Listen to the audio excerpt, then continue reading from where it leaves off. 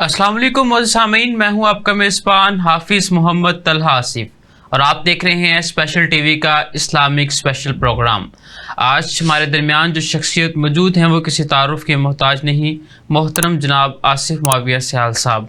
जैसा कि आपको पता होगा कि हमारे इस्लामिक स्पेशल प्रोग्राम के अंदर शिरकत करते हैं पाकिस्तान भर से उलमा कराम और हम उनसे जानते हैं दीनी मालूमात और अपने इल्म के अंदर इजाफ़ा करते हैं। इसी तरीके से आज के प्रोग्राम के अंदर हम डिस्कस करेंगे नबी मुकर्रम सल्लल्लाहु अलैहि वसल्लम की ज़िंदगी के हवाले से, ताकि हमारे इल्म के अंदर इजाफ़ा हो सके और हम नबी मुकर्रम सल्लल्लाहु अलैहि वसल्लम की ज़िंदगी के मुतल्लिक़ मज़ीद जानकर अपनी ज़िंदगी के अंदर बेहतरी ला सकें, अपनी ज़िंदगी को खुशगवार बना सकें और अपनी दुनिया व आखिरत के अंदर कामयाब हो सके और खसूस बिलखसूस अल्लाह ताला की रज़ा को हासिल कर सके। क्योंकि दुनिया का दस्तूर है कि जब भी कोई शख्स किसी के महबूब के अदाओं को अपनाता है तो मुहिब को उसके ऊपर भी प्यार आता है। तो जिस तरीके से नबी मुकर्रम सल्लल्लाहु अलैहि वसल्लम अल्लाह ताला के महबूब हैं, तो जो शख्स जो मुसलमान नबी मुकर्रम सल्लल्लाहु अलैहि वसल्लम की अदाओं को अपनाएगा तो उसके ऊपर भी अल्लाह ताला को प्यार आएगा और अल्लाह ताला उससे अपनी रज़ात का ऐलान फरमा देंगे। अस्सलाम वालेकुम। वालेकुम अस्सलाम। कैसे हैं आप? ठीक हैं? तबीयत से ठीक है? अल्लाह का करम। सबसे पहले तो आपका बहुत शुक्रिया, आप इस प्रोग्राम के अंदर तशरीफ़ लेके आए। और मैं सबसे पहले आपसे ये जानना चाहूँगा कि आप नबी मुकर्रम सल्लल्लाहु अलैहि वसल्लम की ज़िंदगी के हवाले से आज के प्रोग्राम को शुरू करें। अल्हम्दुलिल्लाहि रब्बिल आलमीन वस्सलातु वस्सलामु अला सय्यिदिल अंबिया वल मुरसलीन अम्मा बाद फ़अऊज़ु बिल्लाहि मिनश शैतानिर रजीम बिस्मिल्लाहिर रहमानिर रहीम वमा अरसलनाका इल्ला रहमतल लिल आलमीन सदक़ल्लाहुल अलीयुल अज़ीम। मैं सबसे पहले तो भाई हाफिज़ मोहम्मद तलहा आसिफ साहब आपका ममनून हूँ और स्पेशल टीवी की इंतज़ामिया का ममनून हूँ कि आप हज़रात ने मुझे एक मुक़द्दस मौज़ू के हवाले से गुफ्तगू करने का मौका फ़राहम किया है।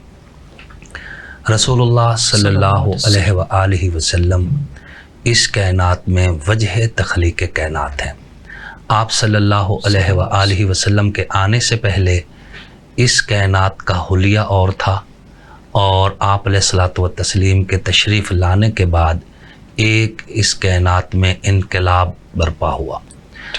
अगर तारीख़ इंसानी का मुतालिया किया जाए तो रसूलुल्लाह सल्लल्लाहु अलैहि वसल्लम की इस कायनात में तशरीफ़ आवरी से पहले इस कायनात में अंधेरों का राज था।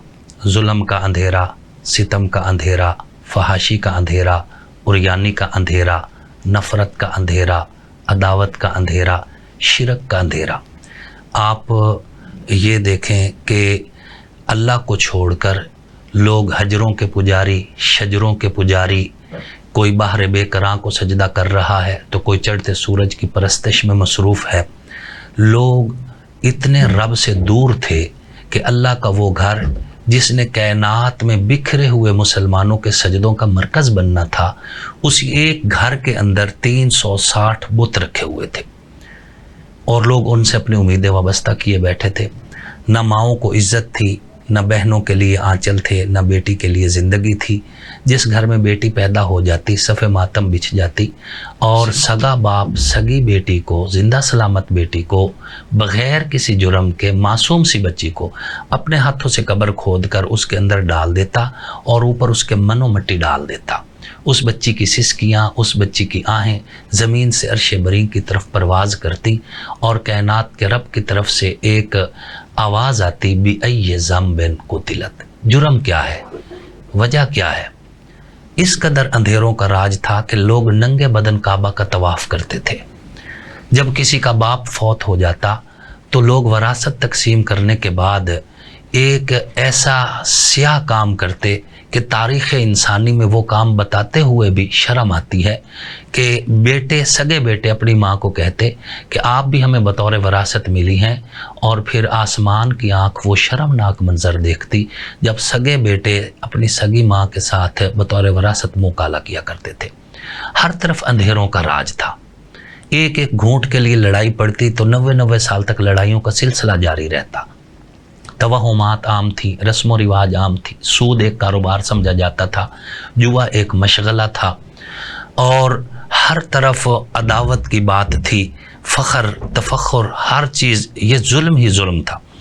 फिर अल्लाह रब्बुल इज़्ज़त ने करम फरमाया احسان فرمایا, اس دھرتی پر اپنا رحم فرمایا اور اپنے لکھے ہوئے مقدر کے تحت ربیع الاول کے مہینہ میں سوموار کے دن بنو ہاشم کے قبیلہ میں عبد المطلب کے خاندان میں جناب عبداللہ کے گھر میں سیدہ آمنہ کی گود میں صبح و صادق کے وقت ایک ماہ جبی بچے نے جنم لیا. ایک مقدس ہستی کی آمد ہوئی, ایک پاکیزہ ہستی نے اس دھرتی کے سینے پہ قدم رکھا. میرے پاک پیغمبر علیہ الصلوۃ والتسلیم کی آمد کے ساتھ ہی اندھیرے اندھیرے نہ رہے, سویرے بن گئے. دکھ کی کالی لمبی راتیں ختم ہوئیں, صبح نو کے اجالے ہوئے. اور پھر آپ دیکھیں, تاریخ کے اوراق گواہ ہیں, احادیث کی روایات گواہ ہیں اور قرآن کی آیات گواہ ہیں. 950 سال کی بات نہیں ہے, 100 سال یا 200 سال کی بات. 23 سال کا مختصر عرصہ, 23 سال کے مختصر عرصے میں میں اپنے رب کا شکر ادا کرتے ہوئے اور حضور پر درود و سلام بھیجتے ہوئے یہ کہنا چاہوں گا کہ 23 سال کے مختصر عرصے کے اندر دلوں کا حال بدلا تو حضور کے صدقے, سوچوں کا زاویہ بدلا تو حضور کے صدقے, آنکھوں میں حیا کا کاجل آیا تو حضور کے صدقے. آپ دیکھیں, حاتم طائی کی بیٹی قید میں لائی جاتی ہے رسول اللہ صلی اللہ علیہ وآلہ وسلم کے سامنے. اس کے سر پہ دوپٹہ نہیں ہے. رسول اللہ صلی اللہ علیہ وآلہ وسلم نے اپنی وہ چادر, جو چادر حضور علیہ السلام نے سیدہ کائنات سیدہ بی بی فاطمہ زہرا سلام اللہ علیہا اور مولا کائنات امیر المؤمنین حضرت مولا علی کرم اللہ وجہہ اور سیدنا امام حسن سلام اللہ علیہ, سیدنا امام حسین سلام اللہ علیہ کے اوپر جس چادر کو رکھا, اور دنیا اس چادر کو چادر تطہیر کہتی ہے, آپ نے وہی کملی والی چادر اس کافر کی بیٹی کے سر پہ رکھ دی. دنیا کو بتایا کہ بیٹی تو بیٹی ہی ہوتی ہے, چاہے وہ مسلمان کی ہو یا کافر کی ہو. اس کے سر پہ چادر رکھی اور پھر نوجوان چند صحابہ تھے, ان کی ڈیوٹی لگائی کہ اس بچی کو, حاتم طائی کی بیٹی کو اس کے گھر تک پہنچا کر آئیں. اب راستہ ایک دن کا نہیں ہے, کئی دنوں کا سفر ہے. کئی دنوں کا فاصلہ طے کر کے رسول اللہ صلی اللہ علیہ وآلہ وسلم کے صحابہ کرام جب اس بچی کو اس کے گھر پہنچاتے ہیں تو حاتم طائی کا بیٹا عدی ابن ابی حاتم وہ اپنی بہن کو وصول کرتے ہیں. وصول کر کے گھر میں نہیں لے گیا, علیحدہ کھڑے کر کے اس سے پوچھتا ہے کہ اے میری بہن, تو بھی جوان تھی اور جو تجھے پہنچانے آئے وہ بھی جوان تھے, اور راستہ تو ایک دن کا نہیں ہے, دن کا اجالا بھی تھا, راتوں کا اندھیرا بھی تھا, بیاباں وادیاں بھی تھیں اور سنگلاخ چٹانیں بھی تھیں.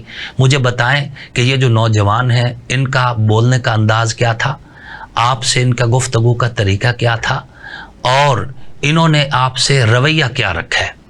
بہن سمجھ گئی کہ میرا بھائی مجھ سے کیا پوچھنا چاہتا ہے. اس نے بہن نے اپنے بھائی کے منہ پہ ہاتھ رکھا, اس نے کہا اے میرے بھائی, اللہ کے ان ولیوں کے بارے میں غلط مت سوچ, مجھے اپنے سگے بھائی سے تو اپنی عزت کا خطرہ ہو سکتا ہے, محمد کے صحابہ سے مجھے عزت کا کوئی خطرہ نہیں ہے. اسی لیے میں کہہ رہا ہوں کہ دلوں کا حال بدلا حضور کے صدقے, سوچوں کا زاویہ بدلا حضور کے صدقے, آنکھوں میں حیا کا کاجل آیا حضور کے صدقے, ماؤں کے قدموں میں جنت آئی تو حضور کے صدقے, بہنوں کے سروں پہ آنچل آئے تو حضور کے صدقے, بیٹیوں کو زندگی کی نعمت ملی تو حضور کے صدقے, کعبہ کو قبلہ بنایا گیا تو حضور کے صدقے, یثرب کو طیبہ کا اعزاز ملا تو حضور کے صدقے, یہاں تک کہ عرب کے وہ بادیہ نشین جو نفرتوں کے عادی تھے وہ اپنے حصے کے پانی عین شہادت کے وقت اپنے دوسرے زخمی بھائی کو دینے لگے تو حضور کے صدقے.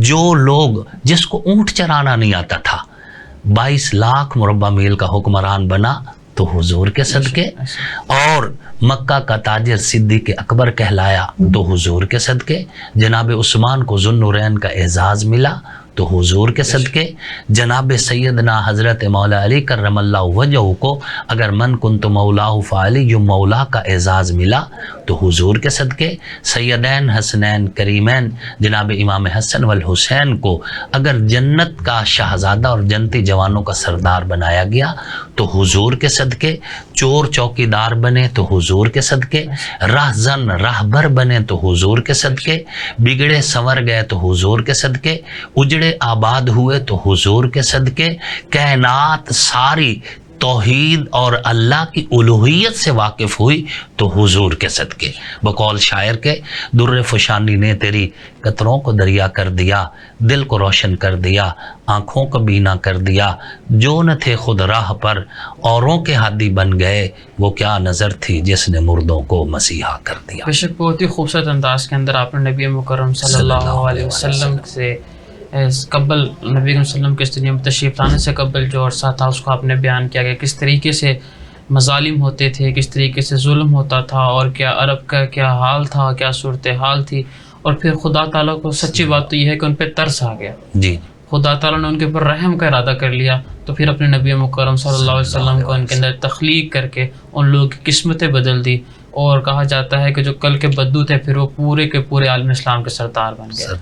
تو اسی طریقے سے میں یہ جاننا چاہوں گا کہ نبی مکرم صلی اللہ علیہ وسلم کے جیسے بہت سارے معجزات ہیں، اور بہت سارے معجزات نبی کریم صلی اللہ علیہ وسلم کی زندگی میں آنے کے بعد ہیں، لیکن اکثر کتابوں میں لکھا جاتا ہے کہ جب نبی مکرم صلی اللہ علیہ وسلم ابھی اپنی والدہ ماجدہ کے پیٹ کے اندر تھے تو اللہ تعالیٰ نے تب ہی نبی مکرم صلی اللہ علیہ وسلم کو کچھ اعزازات عطا کر دیے تھے۔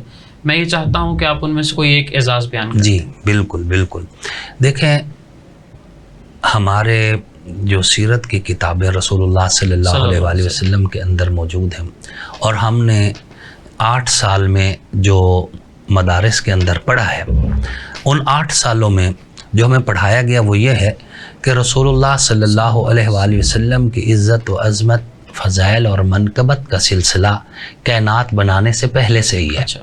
رسول اللہ صلی اللہ علیہ وآلہ وسلم نے حضرت جابر رضی اللہ تعالیٰ عنہ کو خود فرمایا کہ اے جابر، اللہ نے ساری کائنات بنانے سے پہلے نور مصطفیٰ کو پیدا فرمایا۔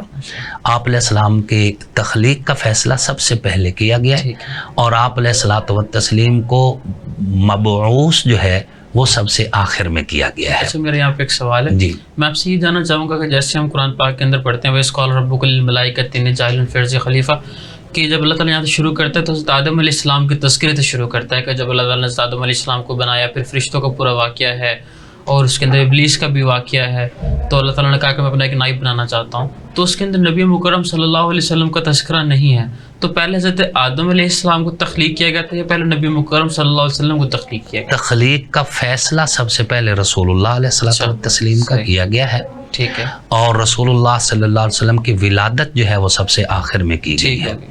آپ علیہ الصلوۃ والتسلیم کی تعلیمات میں ایک بات ملتی ہے، اور وہ یہ ہے کہ جب آدم علیہ الصلوۃ والتسلیم کی روح اور جسم الگ تھے، حضور علیہ السلام فرماتے کنت نبیا وکان آدم بین الروح والجسد، میں اس وقت بھی نبی تھا جب آدم علیہ السلام روح اور جسم کی درمیانی حالت میں تھے، پھر آدم علیہ السلام کی روح اور جسم کو ملا کر آدم علیہ السلام کی صورت میں سب سے پہلا نبی اور سب سے پہلا انسان اللہ رب العزت نے پیدا فرمایا۔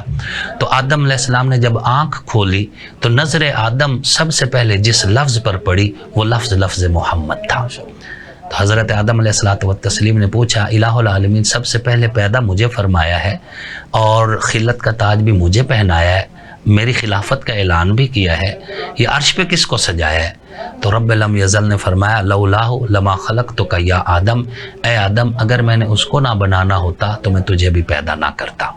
پھر آگے مزید آپ ایک اور حدیث سنیں گے، آپ کے ایمان میں تازگی آئے گی۔ فرمایا حضور صلی اللہ علیہ وسلم کے ذریعے سے ہم تک یہ حدیث پہنچی کہ بین کتف آدم مکتوب محمد الرسول اللہ، آدم علیہ السلام کے دونوں کندھوں کے درمیان میں لکھا ہوا تھا کہ محمد اللہ کے رسول ہیں، یعنی صرف اللہ کے عرش پر نہیں، آدم علیہ السلام کے کندھوں کے دونوں درمیان میں یہ لکھا ہوا تھا کہ محمد علیہ الصلوۃ والتسلیم اللہ کے یہ ظاہری طور کے پر بھی لکھا ہوا تھا یا صرف روحانی طور پر؟ نہیں، ظاہری طور پر حدیث کا مفہوم تو یہی بتا رہا ہے، حدیث کا جو ظاہر ہے۔ جب حضرت آدم علیہ السلام دنیا کے اندر تشریف لے آئے تب بھی لکھا ہوا تھا؟ یہ صرف حدیث کا ظاہر یہی بتا رہے نا، بین کتف ہے آدم مکتوب محمد الرسول اللہ، آدم علیہ السلام کے دونوں کندھوں کے درمیان میں لکھا ہوا تھا کہ محمد اللہ کے رسول ہے۔ جی جی، تو آپ نے جو مجھ سے کہا کہ حضور صلی اللہ علیہ وسلم کی ولادت باسعادت سے پہلے کی بات، تو ان میں یہ چیزیں بھی شامل ہیں، بلکہ علماء نے تو یہاں تک لکھا ہے کہ رسول اللہ صلی اللہ علیہ وسلم اس ساری انسانیت کے استاد ہیں، ایون کہ آدم سے لے کر حضرت عیسیٰ علیہ السلام تک ہر نبی کے استاذ ہیں، چونکہ سب سے پہلا سبق جو اللہ کی توحید کا دیا گیا اور جس کا قرآن میں ذکر ہے کہ اللہ رب العزت نے پوچھا الست بربکم، کیا میں تمہارا رب نہیں ہوں؟ ساری روحیں خاموش ہیں۔ مفسرین نے لکھا ہے آدم سے لے کر عیسیٰ علیہ السلام تک تمام نبیوں کی روحیں بھی خاموش تھیں عالم ارواح میں، اور سب سے پہلے روح محمد آگے نکلی اور سب سے پہلے حضور نے فرمایا کیوں نہیں، آپ ہی ہمارے رب ہیں۔ پھر حضور علیہ السلام سے سن کر تمام نبیوں، رسولوں اور پوری انسانیت نے یہ درس جو ہے توحید اس کو دہرایا کہ آپ ہی ہمارے رب ہیں۔ ٹھیک ہے۔ ہاں جی، رسول اللہ صلی اللہ علیہ وسلم کی ولادت باسعادت ہوئی۔ آپ علیہ الصلوۃ والتسلیم کی ولادت باسعادت کی خبر جب حضور صلی اللہ علیہ وآلہ وسلم کے دادا جناب حضرت عبد المطلب کو پہنچی تو وہ دوڑتے ہوئے آئے اپنا پوتا دیکھنے کے لیے۔ جب وہاں پر پہنچے تو گھر میں قدم ہی رکھ رہے تھے کہ خوشبو کے جھونکے نے استقبال کیا، تو وہیں رک گئے کہ حیران ہو کے کہا آمنہ خوشبو لگا رکھی ہے۔ آقا کے آنے سے پہلے عورت کی عدت جو ہوتی تھی نا وہ پورا سال ہوا کرتی تھی عرب میں، تو حضرت عبداللہ کو دنیا سے پردہ فرمائے ابھی سال پورا نہیں ہوا تھا۔ ٹھیک ہے۔ حضور علیہ السلام کی ولادت باسعادت ہو گئی۔ ولادت باسعادت جب ہوئی تو وہ تعجب حضرت عبد المطلب کا وہ بنتا تھا کہ خوشبو کیوں لگائی، چونکہ سوگ کا تقاضا تو تھا کہ خوشبو نہیں لگے گی۔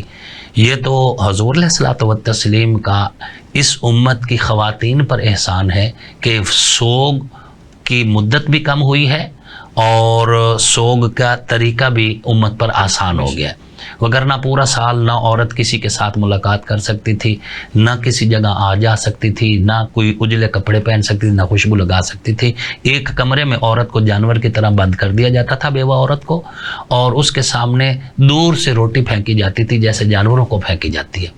عورت کو ماں کا روپ ملا ہے، بہن کا روپ ملا ہے، بیٹی کا روپ ملا ہے، بیوی کا روپ ملا ہے، تو یہ رسول اللہ صلی اللہ علیہ وسلم کے قدمین شریفین کی برکت ہے۔ تو حضرت عبد المطلب نے حیران ہو کے پوچھا آمنہ خوشبو لگائی ہے؟ نہیں ابا جان خوشبو تو نہیں لگائی۔ بیٹا یہ خوشبو کہاں سے آ رہی ہے؟ ابا جان یہ خوشبو آپ کے پوتے کے جسم سے آ رہی ہے۔ اور ابا جان خوشبو سے یہ رشتہ میرا بڑا پرانا ہے، جب سے یہ مبارک بچہ میرے پیٹ کے اندر آیا میں سانس لیتی ہوں تو سانسوں سے خوشبو آتی ہے، میں بات کرتی ہوں تو باتوں سے خوشبو آتی ہے، مجھے پسینہ آتا ہے تو میرے پسینے سے خوشبو آتی ہے۔ جب سے یہ مبارک بچہ میرے پیٹ کے اندر آیا میں نکیلے پتھروں پہ قدم رکھتی ہوں تو پتھر نرم پڑ جاتے ہیں، میں درختوں کے نیچے سے گزرتی ہوں تو درختوں کی شاخیں جھک کر مجھے سلام کرتی ہیں، میں پہاڑوں کے پاس سے گزرتی ہوں تو پہاڑ بول کر کہتے ہیں محمد دی اماں سلام ہوئی۔ ہاں جی، رسول اللہ صلی اللہ علیہ وسلم کی ایک حدیث بڑی مشہور ہے، علماء اکثر بیان کرتے ہیں اور ہم نے پڑھی بھی ہے کہ حضور علیہ السلام نے فرمایا میں ان پتھروں کو جانتا ہوں، بچپن میں ان کے پاس سے گزرا کرتا تھا تو وہ پتھر مجھے سلام کیا کرتے تھے۔ ہاں جی، تو اماں آمنہ فرماتی ہیں کہ ابا جان یہ مبارک بچہ جب میرے پیٹ کے اندر آیا میں کنویں پہ پانی بھرنے جاتی ہوں تو میری ہمراہی عورتیں پانی کے لیے ڈول پھینک کر نیچے سے کھینچتی ہیں، جب میری باری آتی ہے تو پانی اوپر آ جاتا ہے، اور جب سے یہ مبارک بچہ میرے پیٹ کے اندر آیا اس دن سے ہر رات مجھے کسی نہ کسی نبی کی زیارت ہوتی ہے، ہر رات کوئی نہ کوئی نبی مجھے خواب میں آ کے کہتا ہے اب شیری یا آمنہ، آمنہ تجھے بشارت ہو تو نبیوں کے امام کی ماں بننے والی ہے۔ اچھا میں یہاں پر بریک کا وقت ہے، انشاءاللہ ہم بریک کے بعد مزید گفتگو کریں گے۔ محسمین یہاں پر وقت ہو چاہتا ہے ایک بریک کا، اور انشاءاللہ تعالیٰ آپ سے ملاقات ہوگی بریک کے بعد۔ ویلکم بیک محسمین، جیسے کہ بریک سے پہلے ہم ڈسکس کر رہے تھے نبی مکرم صلی اللہ علیہ وسلم کی سیرت کو، اور مولانا عاصم معاویہ صاحب بہت ہی خوبصورت انداز کے اندر نبی مکرم صلی اللہ علیہ وسلم کی شان کو بیان کرنے کا شرف حاصل کر رہے تھے۔ مزید جانتے ہیں اسی حوالے سے نبی مکرم صلی اللہ علیہ وسلم کی زندگی کے حوالے سے۔ اچھا مولانا مجھے یہ بتائیے گا کہ نبی مکرم صلی اللہ علیہ وسلم کا نام کس نے رکھا؟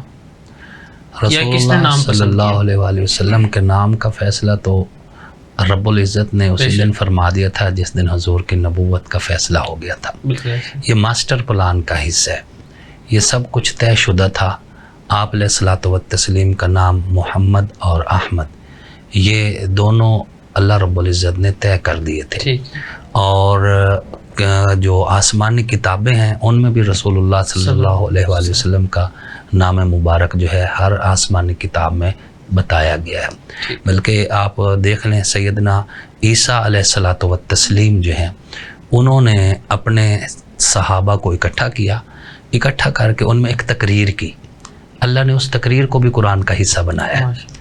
آپ ماشاءاللہ حافظ قرآن ہے، آپ سمجھتے ہیں اذ قال عیسیٰ ابن مریم یا بنی اسرائیل انی رسول اللہ الیکم مصدقا لما بین یدی من التوراۃ ومبشرا برسول یأتی من بعدی اسمہ احمد۔ تو یہ انعام تو رسول اللہ صلی اللہ علیہ وآلہ وسلم کے آسمانی نام ہے، احمد بھی اور محمد بھی پہلے سے ہی ہیں۔ اور آپ علیہ الصلوۃ والتسلیم کے ناموں کی بڑی خوبصورت تشریح علماء کرام نے کی ہے۔ اور محمد ایسی ہستی جس کی بار بار تعریف کی جائے، الذی یحمد مرۃ بعد مرۃ۔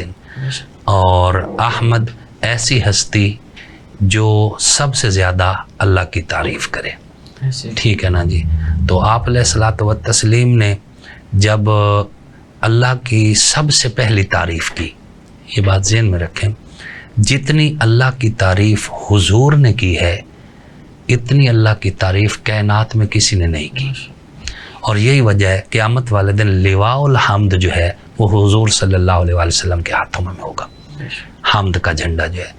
اور آپ دیکھیں سب سے پہلے تعریف سکھائی چکے حضور نے ہے، وہ میں پہلے عرض کر چکا ہوں، تو الست بربکم والے سوال کے جواب میں۔ تو اب حضور سے سیکھ کر تمام انبیاء نے اور تمام انسانیت نے اللہ کی تعریف کی، تو اب جتنی بھی تعریف کائنات میں اللہ کی جائے گی، چونکہ اس کا سب سے اول مظہر حضور کی ذات ہیں، تو وہ ساری حضور کے کھاتے میں جائے گی، اس لیے حضور کو احمد کہتے ہیں۔ میں بلکہ یوں کہوں کہ جب حضور نے اللہ کی تعریف کی تو حضور کا نام ہوا احمد، اور جب اللہ نے حضور کی تعریف کی تو حضور کا نام ہوا محمد۔ اچھا، ویسے جو ظاہری طور کے اوپر ایک تو ہے نا کہ اللہ تعالیٰ نے پہلے دن سے ہی نام پسند فرما لیا تھا، جیسے آپ نے بھی ذکر کیا کہ پہلی کتاب کے اندر بھی یہ چیزیں تھی، تو ویسے ظاہری طور کے اوپر یہ نام کو کس نے رکھا تھا؟ والدہ ماجدہ نے یا دادا نے، چچا نے، یا کس نے یہ نام پسند کیا؟ اس میں مختلف روایات ہیں، تعین نہیں ہو سکتا۔ ٹھیک ہو جی۔ اچھا، مجھے یہ بتائیے کہ نبی مکرم صلی اللہ علیہ وسلم کا بچپن کیسا تھا؟ آپ صلی اللہ علیہ وآلہ وسلم کا بچپن بے مثال بچپن ہے۔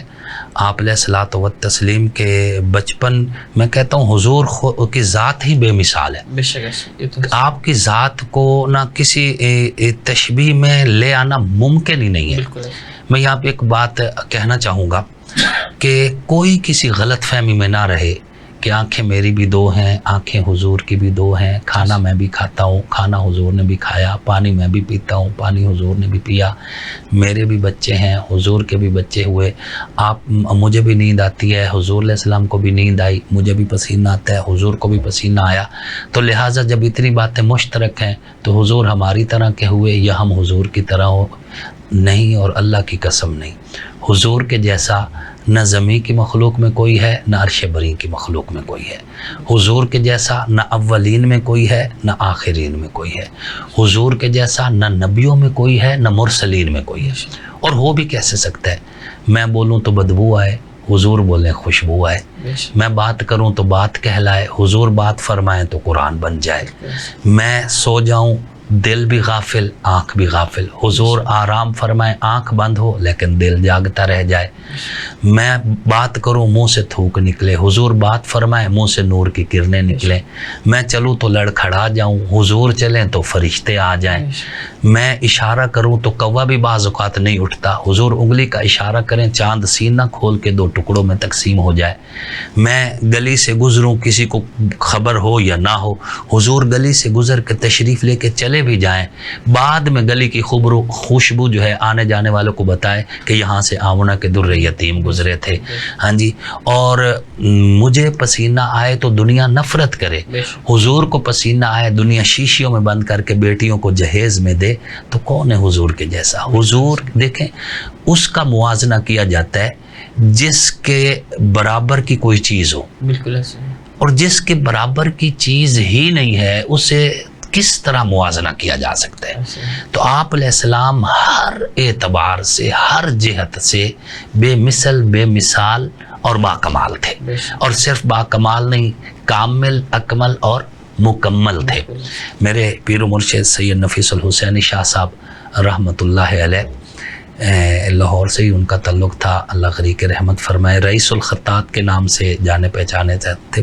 انہوں نے بڑی خوبصورت انداز میں اس محبت کا اظہار کیا ہے کہ اے رسول امی خاتم المرسلین، تجھ سا کوئی نہیں، تجھ سا کوئی نہیں، ہے عقیدہ یہ اپنا بصد کو یقین، تجھ سا کوئی نہیں، تجھ سا کوئی نہیں، دست قدرت سے ایسا بنایا تجھے، جملہ اوصاف سے پھر سجایا تجھے، اے ازل کے ہنسی، اے ابد کے ہنسی، تجھ سا کوئی نہیں، تجھ سا کوئی نہیں، کوئی بتلائے کیسے سراپا لکھوں، کوئی ہے وہ کہ جس کو میں تجھ سا کہوں، توبہ توبہ نہیں، توبہ توبہ نہیں، تجھ سا کوئی نہیں، تجھ سا کوئی نہیں۔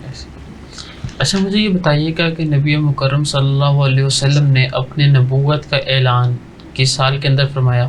تب آپ کی عمر مبارک کتنی تھی اور وہ واقعہ کس طریقے سے ہے؟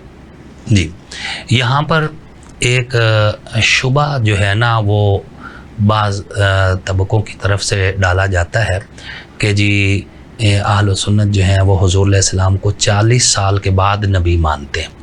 دیکھیں، ہم تو حضور کو کائنات کی تخلیق سے پہلے ہی نبی مانتے ہیں۔ حضور کی نبوت کا فیصلہ تو روز ازل سے ہے، ٹھیک ہے، اور اس وقت سے ہے کہ جس وقت کائنات بنائی نہیں گئی تھی۔ میں یہاں پر پھر ایک شعر سنانا چاہوں گا مولانا قاسم نانوتوی رحمۃ اللہ علیہ کا، اور اسی میں یہ بات وضاحت سے آ جائے گی۔ مولانا قاسم نانوتوی رحمہ اللہ فرماتے ہیں کہ سب سے پہلے مشیت کے انوار سے نقش روئے محمد بنایا گیا، پھر اسی نقش سے مانگ کر روشنی بزم کون و مکان کو سجایا گیا، وہ محمد بھی احمد بھی محمود بھی، حسن مطلق کے شاہد بھی مشہود بھی، علم و حکمت میں وہ غیر محدود بھی، ظاہراً امیوں میں اٹھایا گیا، حشر کا غم مجھ کو کیوں کرو قاسم، میرا آقا ہے وہ، میرا مولا ہے وہ، جس کے دامن میں جنت بسائی گئی، جس کے ہاتھوں پہ کوثر لٹایا گیا۔ تو حضور کی نبوت کا فیصلہ تو سب سے پہلے کیا ہے، ٹھیک ہے، نبوت کا اظہار جو ہے وہ 40 سال کے بعد کیا ہے آپ علیہ الصلوۃ والتسلیم۔ نبوت کا فیصلہ حضور صلی اللہ علیہ وسلم، نبی حضور شروع سے ہے، ٹھیک ہو، تورات گواہ ہے، زبور گواہ ہے، انجیل گواہ ہے، صحیفے گواہ ہیں، آدم کے پشت، آدم کے کندھے، آدم کی تخلیق گواہ ہے، حضرت آدم سے لے کے عیسیٰ علیہ السلام تک ایک بھی نبی ایسا نہیں جس نے اپنی امت کو حضور کا تعارف نہ کروایا۔ میں ذمہ داری سے کہہ رہا ہوں، اور یہ نظریہ مطلب ہے کوئی بھی سیکٹ اس نظریے کا انکاری نہیں جو یہ فقیر اس وقت آپ کے سامنے بیان کر، کوئی بھی سیکٹ پوری دنیا میں مسلمانوں کا کوئی بھی سیکٹ اس نظریے کا انکاری نہیں ہے۔ 1,24,000 کم و بیش انبیاء میں سے جتنے بھی نبی آئے، ہر نبی نے حضور کا کلمہ پڑھا، اور اس پہ گواہ قرآن ہے، لَتُؤْمِنُنَّ بِهِ وَلَتَنْصُرُنَّ۔ ہر نبی کو پابند کیا گیا کہ تم حضور علیہ السلام پر ایمان بھی لاؤ گے، اور لَتُؤْمِنُنَّ بِهِ وَلَتَنْصُرُنَّ۔ یہ نصرت جو ہے نا، یہ نصرت تعارف ہے، یعنی اپنی امتوں میں حضور کا ذکر خیر کرنے کے بھی پابند رہو گے۔ اچھا، میں یہاں پہ مختصر میں چاہوں گا کہ 2-3 سوال ہیں اسی ٹاپک سے ریلیونٹ، آپ نے جواب، پھر ہم مزید آگے چلتے ہیں۔ پہلا تو یہ، کیا نبی مکرم صلی اللہ علیہ وسلم کو جس دن سے نبی مکرم صلی اللہ علیہ وسلم نے ہوش سنبھالا یا پیدا ہوئے، تو کیا نبی مکرم صلی اللہ علیہ وسلم کو اس دن سے پتہ تھا کہ نبی مکرم صلی اللہ علیہ وسلم نبی آخری الزماں ہیں، خاتم النبیین ہیں، محبوب خدا ہیں، یا 40 سال کی عمر کے اندر جیسے آپ اظہار والی بات کریں تب نبی مکرم صلی اللہ علیہ وسلم کو پتہ چلا؟ دیکھیں، رسول اللہ صلی اللہ علیہ وآلہ وسلم نے نبوت کا اظہار تب کرنا تھا جب اللہ نے اجازت دینی تھی، ٹھیک ہے۔ تو نبوت کے جو باب ہیں، نبوت کے جو آثار ہیں، وہ تو رسول اللہ میں بچپن سے ہی تھے، یعنی حدیث شریف میں آتے حضور علیہ الصلوۃ والتسلیم جب پیدا ہوئے، آپ پیدا ہونے سے پہلے کے آثار اما آمنہ بتا رہی ہیں۔ بالکل۔ جب رسول اللہ صلی اللہ علیہ وسلم کی ولادت باسعادت ہوئی تو اما آمنہ فرماتی اس وقت بھی عام عورتوں کو جو درد ذہ ہوتا ہے مجھے نہیں ہوا۔ ٹھیک ہے۔ بغیر کسی داعیہ کے حضور صلی اللہ علیہ وآلہ وسلم اپنے گھر کے کمرے کے اندر آپ کی ولادت باسعادت ہوئی۔ ٹھیک ہے۔ ولادت باسعادت کے فوراً بعد اما آمنہ فرماتی ہیں کہ حضور علیہ السلام نے اپنا سر مبارک زمین پہ رکھ کر سجدہ فرمایا۔ ٹھیک ہے۔ پھر پھر آپ علیہ السلام کے لب مبارک ہل رہے تھے۔ اما آمنہ فرماتے میں نے اپنے کان لگا کر سنے تو رسول اللہ صلی اللہ علیہ وآلہ وسلم کے لب مبارک سے اللہ کی تسبیح بیان ہو رہی تھی۔ یہاں پر میں ایک اور بات بتاتا ہوں، مواہب لدنیہ ایک سیرت کی کتاب ہے، وقت بھی تھوڑا میں آپ کو، اس میں اما آمنہ پھر یہ بات بتاتی ہیں کہ جب حضور علیہ الصلوۃ والتسلیم کی ولادت باسعادت ہو گئی، فرأیت صحابیۃ بیضاء، صحابیہ سین سے ہے، ٹھیک ہے، میں نے ایک سفید رنگ کی بدلی دیکھی، قد اقبلت من السماء، جو آسمان سے تیزی کے ساتھ نازل ہوئی، فغشیتہ، اس نے حضور کو اپنے اندر ڈھانپ لیا، فغیبت عنی، حضور میری نظروں سے غائب ہو گئے، اس بادل میں چھپ گئے۔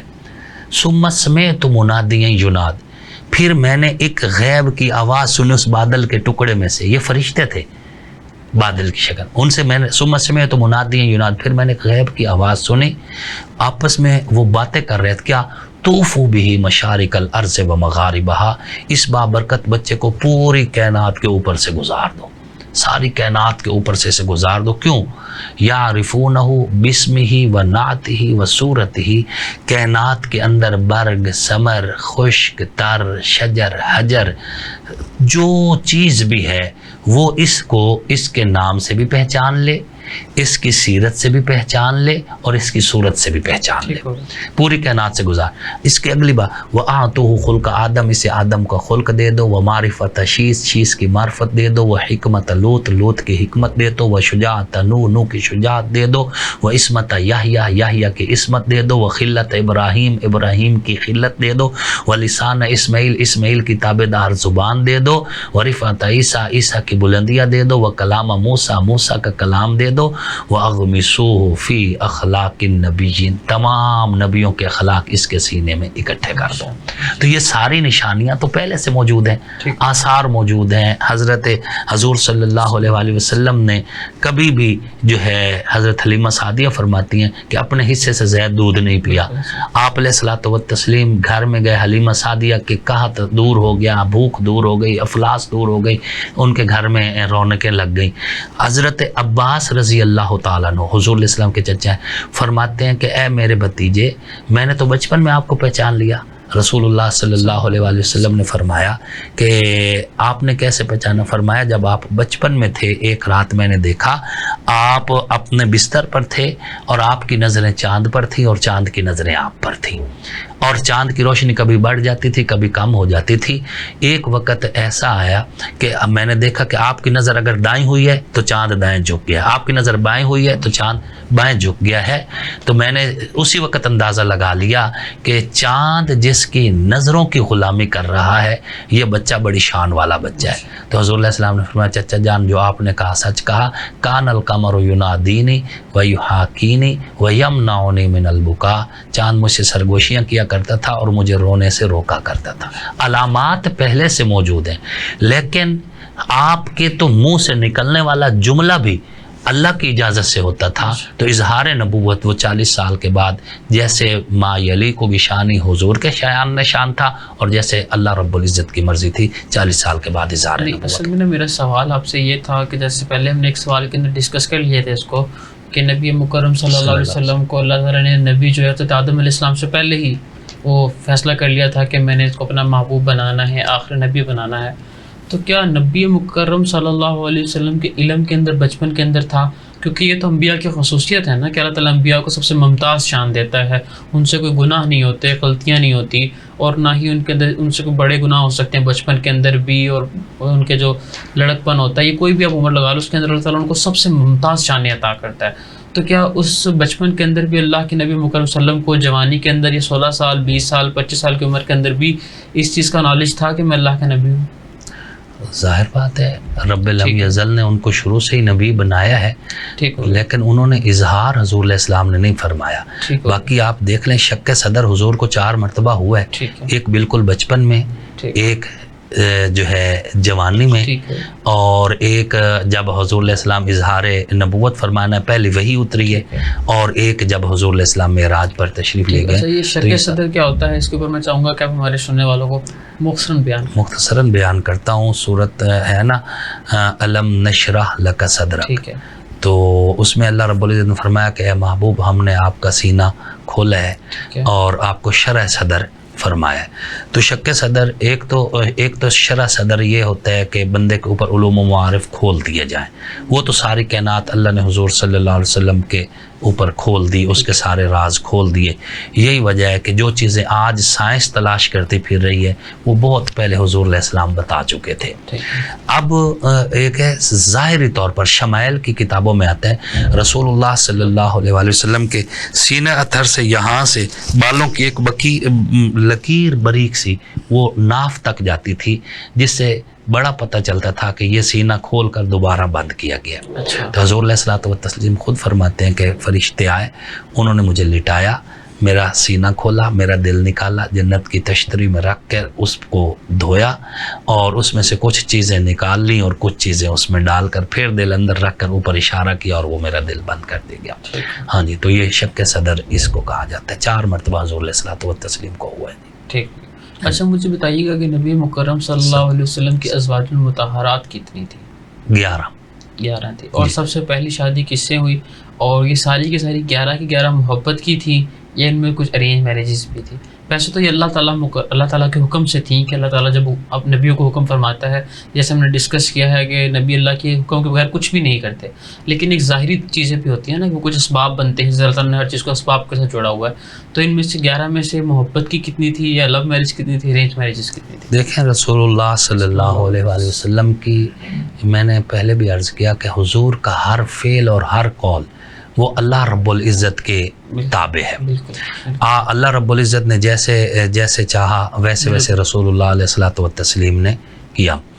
آپ علیہ الصلوۃ والتسلیم کی جو پہلی شادی ہے وہ سیدہ خدیجۃ الکبریٰ سلام اللہ علیہا، جو کہ مطلب ہے آپ علیہ السلام کی پہلی زوجہ مطہرہ ہیں اور ام المؤمنین ہیں، ان کے ساتھ جو ہے آپ علیہ السلام کی پہلی شادی ہوئی، اور اس شادی ہی سے حضور علیہ السلام کی 4 صاحبزادیاں بھی ہوئیں اور آپ علیہ السلام کے صاحبزادگان بھی اسی شادی سے ہوئے۔ نبی مکرم صلی اللہ علیہ وسلم کے کتنے بیٹے ہیں اور کتنی بیٹیاں ہیں؟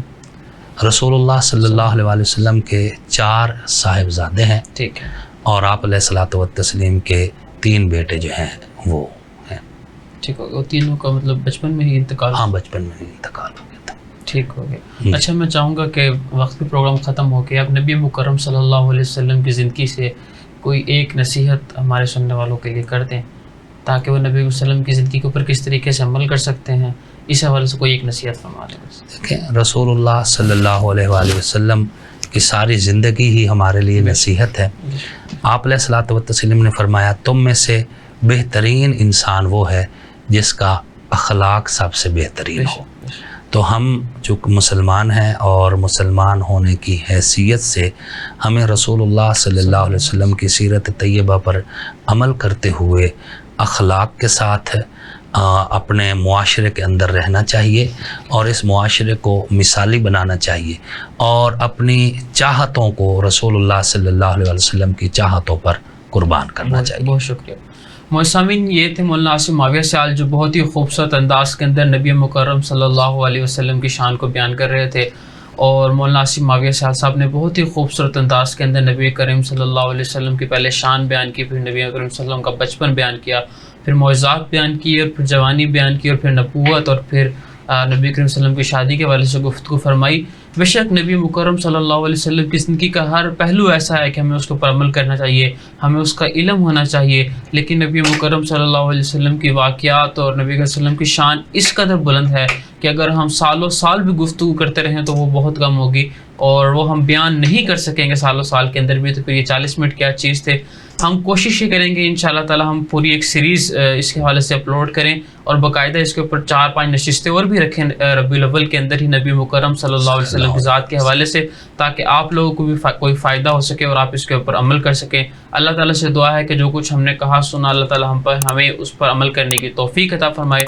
انشاءاللہ تعالیٰ آپ سے ملاقات ہوگی اگلے کسی پروگرام کے اندر. تب تک اپنے میزبان حافظ محمد طلحہ آصف کو اجازت دیجیے. والسلام.